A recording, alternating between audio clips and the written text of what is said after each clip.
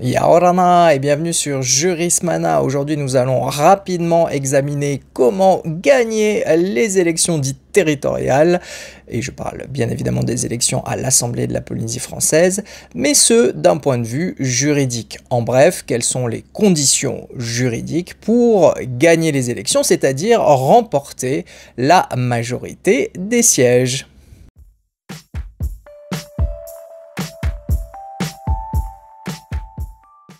Pour obtenir la majorité des sièges à l'Assemblée de la Polynésie française, le calcul est relativement simple.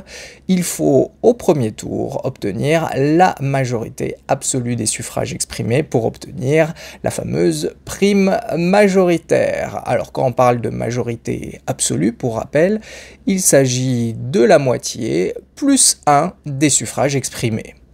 Dans l'hypothèse où, au premier tour, aucune liste n'aurait obtenu la majorité absolue des suffrages exprimés, eh bien, à ce moment-là est organisé un second tour où pourront se présenter l'ensemble des listes ayant obtenu au moins 12,5% des suffrages exprimés.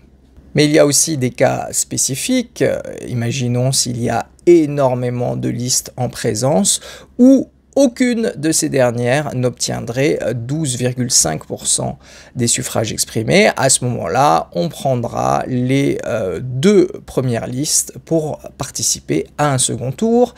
Et si nous n'avons qu'une seule des listes qui obtient les 12,5% des suffrages exprimés, eh bien à ce moment-là, on prendra la deuxième liste ayant eu le plus de voix pour participer au second tour. Au second tour, la liste qui obtiendra la prime majoritaire et donc la majorité des sièges à l'Assemblée de la Polynésie française sera la liste qui l'emportera à la majorité simple, c'est-à-dire qui obtiendra le plus de voix par rapport aux autres listes.